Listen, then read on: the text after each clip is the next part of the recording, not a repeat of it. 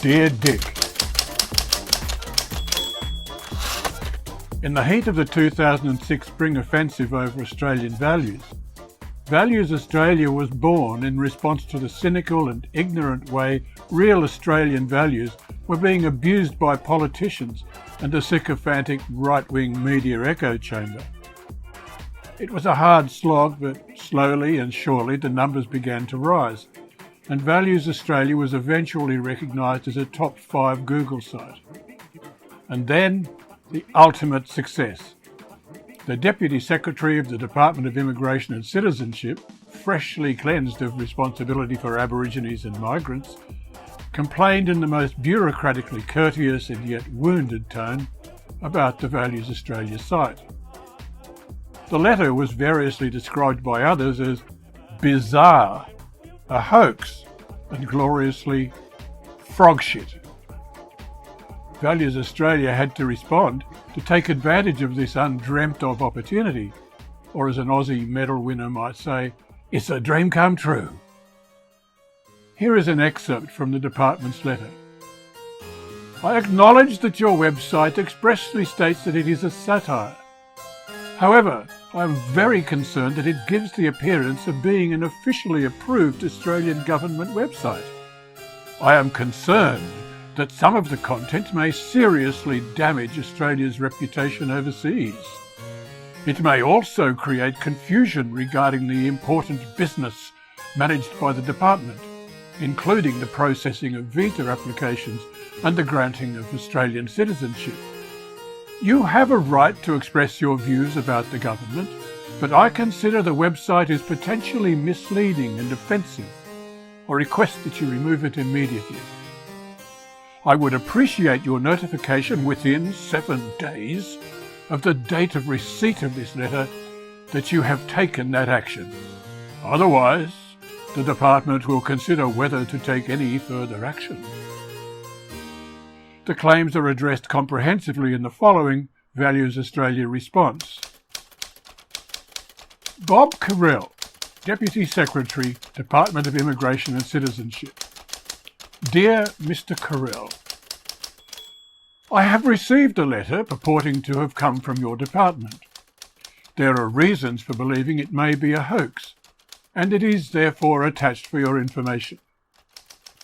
This letter threatens Values Australia with a number of laws and acts, including sections 53C, D and EB of the Trade Practices Act 1974, Section 68 of the Crimes Act 1914, and Section 39(2) of the Trademarks Act 1995.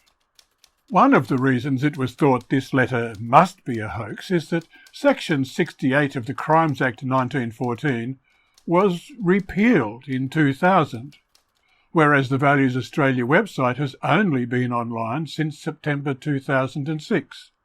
There may be other laws which are now more pertinent, but it is unlikely that a competent government lawyer or the Deputy Secretary of a major government department would make such an embarrassing mistake if they were seriously trying to threaten a citizen.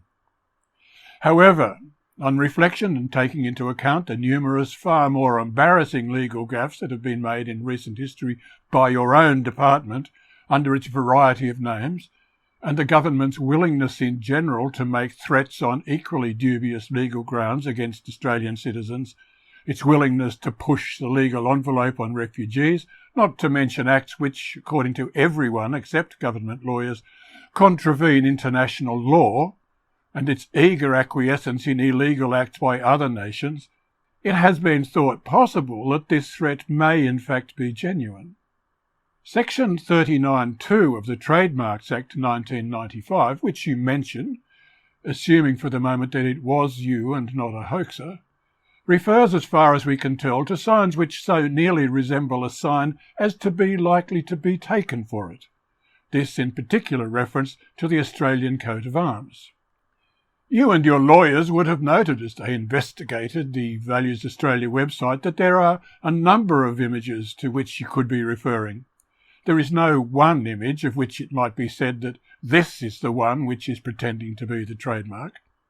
Each of these images is merely an image, None of them is a modification in any way of the Australian coat of arms, and each of them was generated as an original image from materials not remotely connected with the Australian government. None of the images is or has ever been intended as a trademark, purports to be a trademark, or has anywhere been claimed to be a trademark. Looking at the images, it is clear to anyone remotely acquainted with the Australian coat of arms, and anyone who could pass any proposed Australian citizenship test, that none of them can be confused with it or could be taken for it. According to the official description of the coat of arms, 1. A shield is supported by a kangaroo and emu. 2. A 7-pointed star sits above the shield. 3. A wreath of gold and blue sits under the star. 4. Golden wattle frames the shield and supporters. 5. A scroll contains the word Australia. This is not a description which fits any of the images on the Values Australia website. A. The bird in every case is on the wrong side of the image and is usually a shape resembling an ostrich. B. Where the bird, in one case only, is an emu, it is looking directly at the viewer. C. The kangaroo's stance, when it is a stance, is different from that on the real coat of arms. The difference is variously the disposition of its arms and the direction the head is pointing. D. In other iterations, the kangaroo is reclining. E. On most images on the site, there is no kangaroo. A shape, perhaps suggesting a koala, is on the right-hand side of the image. F. There is no star, whether 7-pointed or not, on the Values Australia image. G. There is a representation of a crown. There is no crown anywhere on the real coat of arms. H. On coloured images, there is a rectangle below the crown, which is red, blue and yellow. I. There is no representation of wattle on any image. J. On coloured images, the foliage is clearly eucalyptus. K. None of the images to which you may be referring have a scroll with the word Australia. L. On images where there is a scroll, it says either Ministry of Mateship or Department of Values. M. Where there is a shield-shaped element discernible, it does not include any symbol of any of Australia's 6 states. N. Where a shield-shaped element can be discerned on the monotone versions, there is no detail. O. A coloured image bears a shield shape enclosing hands grasping prison bars, or perhaps the bars of a detention centre. P. There is a distinctly non-Australian sash across the shape. The third threat made in the letter is with sections 53C, D and EB of the Trade Practices Act 1974, claiming that a case may be made of passing off. In a landmark passing off case, Reckitt and Coleman Limited versus Borden Inc. 1990, Lord Oliver stated that a plaintiff must establish all of the following: a goodwill or reputation attached to the goods or services. Secondly, he must demonstrate a misrepresentation by the defendant to the public, whether intentional, leading or likely to lead the public to believe that the goods or services offered by him are goods or services of the plaintiff. Thirdly, he must demonstrate that he suffers loss or damage as a consequence of the erroneous belief that the goods or services of the defendant are the goods or services of the plaintiff. A. Values Australia obviously cannot and does not offer or claim to offer the goods and services actually offered by the Department of Immigration and Citizenship. B. Not even a stupid person, let alone a reasonable person, could conclude that the so-called services offered on the Values Australia website would be confused with the real services offered by the Department of Immigration and Citizenship, or that there is any intent to represent a limited range of satirical mugs, T-shirts or fair dinkum Aussie mate certificates, or indeed laughter, as being goods or services of or sanctioned by the department. C. Because the website does not offer or pretend to offer or represent that it offers the actual goods and services offered by the department, it is impossible to demonstrate, as it is silly to suggest, that the department has suffered or could suffer loss or damage of those services as a result of any confusion caused by the website. No person has ever contacted Values Australia with any question concerning citizenship or visa applications. In case anyone were to try, Values Australia has, on the contrary, been responsible and careful to avoid confusing really stupid people. The contact page of the website has a link to the department's website with the words, "If you are seeking information about real Australian visas or citizenship, we recommend you go to the official site http://www.imi.gov.au. The header of the website has the statement, "Not an Australian government site," which links to the official DIC website. Returning to the forgery threat made in the letter. The test is intent to deceive in the case of the repealed Act, or of an intention to obtain a gain or cause a loss by inducing a public official to accept a document as genuine. I am confident that there is no public official who would accept the Values Australia website or any of its materials as genuine, particularly to the extent of acting upon them. For example, no public official could conceivably accept the Fair Dinkum Aussie Mates certificate as anything but a parody. Values Australia has not and has never had any intention to have any of its materials taken as or presented by others as genuine Commonwealth documents, which they quite transparently are not. To suggest otherwise is ludicrous. The wording on the Fair Dinkum Aussie Mates certificate includes, "I, the Minister for Fair Dinkum Aussie Values and Detention Centres, hereby grant this certificate of Fair Dinkum Aussie Mateship to the above-named applicant, who shall be an Aussie mate, no worries." The parodied visor stamp contains the following text. "Holder has promised not to blow anything up or molest daughters and has correctly recited, 'I love her. True blue mate who was promised to sling me a slab.'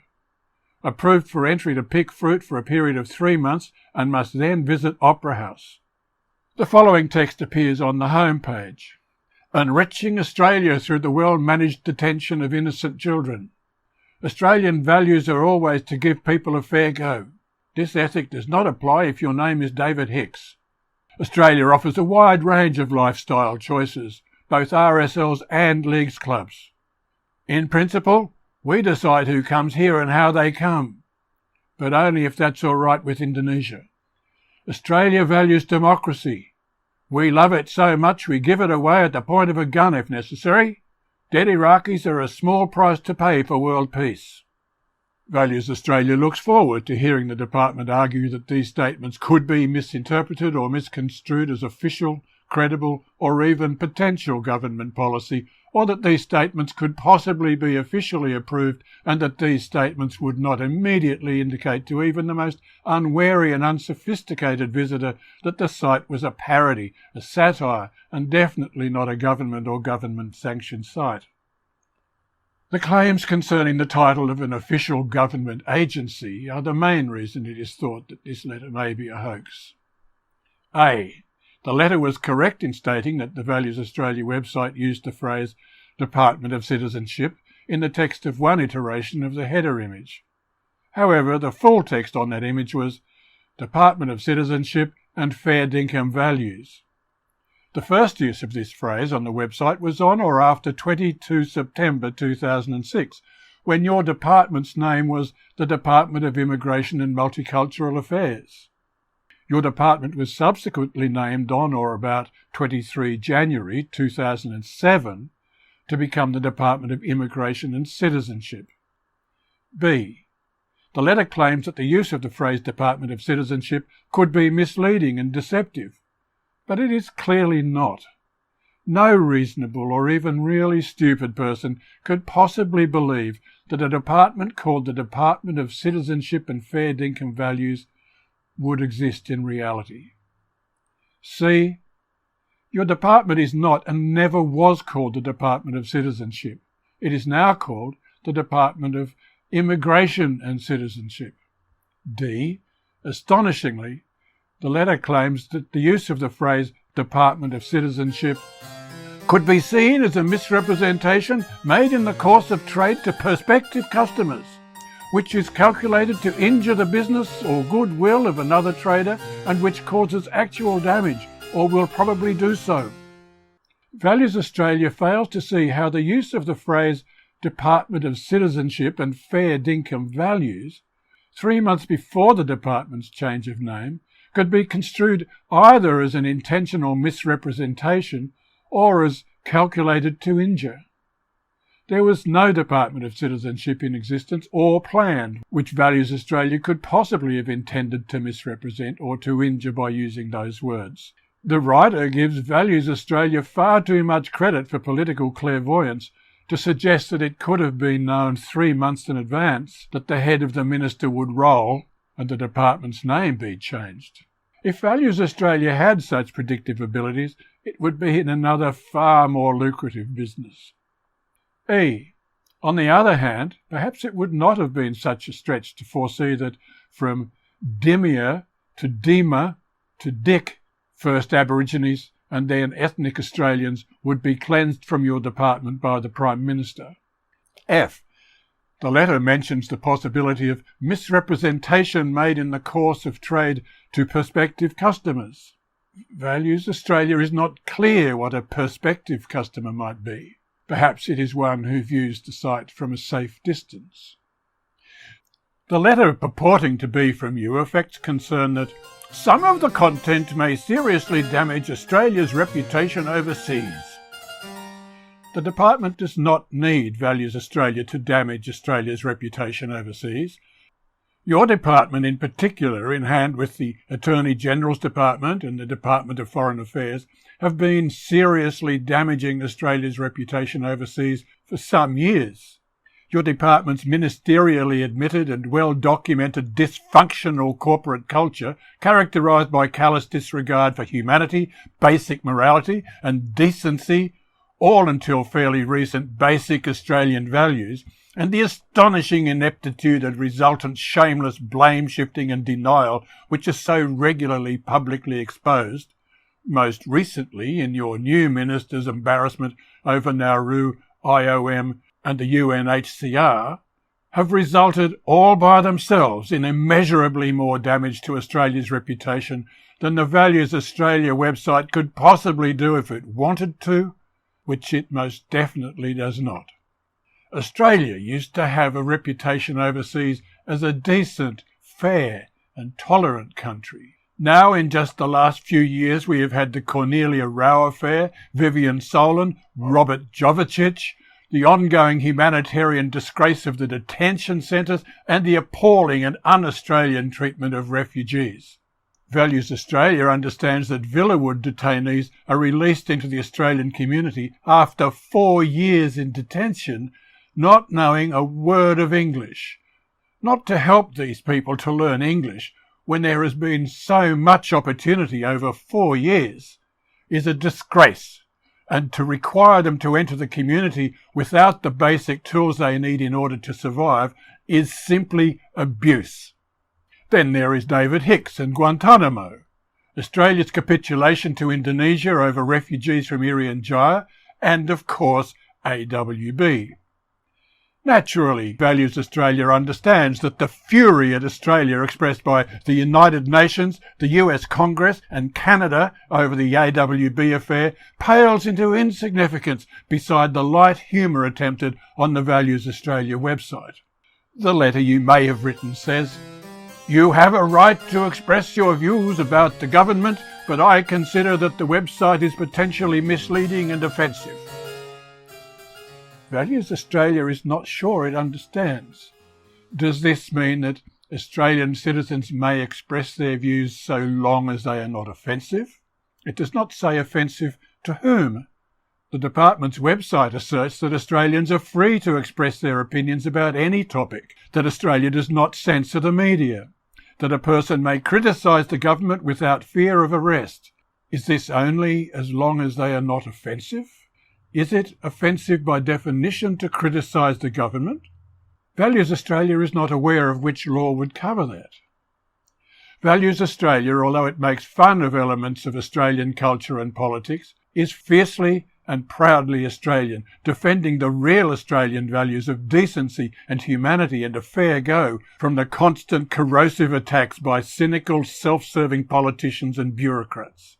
Values Australia sees what it does as positively enhancing Australia's international reputation, as it knows for a fact that it does, by demonstrating that despite our politicians and their compliant servants, most real Australians are humane, that Australians do care about people elsewhere in the world, that Australians do disagree with the callousness of this government and its servants, and that Australians do have a sense of humour.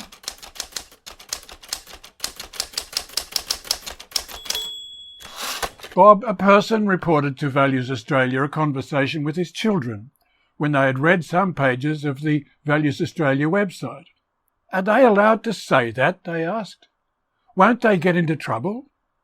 This person was furious and said so. "How dare you?" he exploded. "Don't you understand? You have free speech in this country. You are allowed to say what you think. People fought wars and died for that freedom. How dare you assume you don't have freedom of speech?"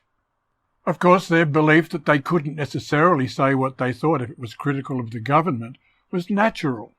In their short lives, they had already seen so many of the liberties, rights and freedoms that had been fought for and cherished in Australia for so long being eroded and corroded under this government, and apparently and unfortunately with the acquiescence of people like you. So, Bob, assuming you wrote the letter, what is another little freedom quietly whittled away, another voice strangled, another turn of the screw of fear on an increasingly and synthetically anxious population? It's not really you, after all. It's the job. It's the kid's education. It's the career. It's the boss. It's the minister. It's the PM. It's not you. Not really. At the end of the week, you can still hop in the Volvo and tootle down to the weekender at Moruya to bask in the knowledge of a week well worked. It's just people, after all. Values Australia will of course be assuming for the time being that the letter is real and taking legal advice on all of the points, but it declines to refrain from giving offence, if that's what is taken, for the sake merely of not being offensive. That would be a violation of a basic Australian value. For Values Australia.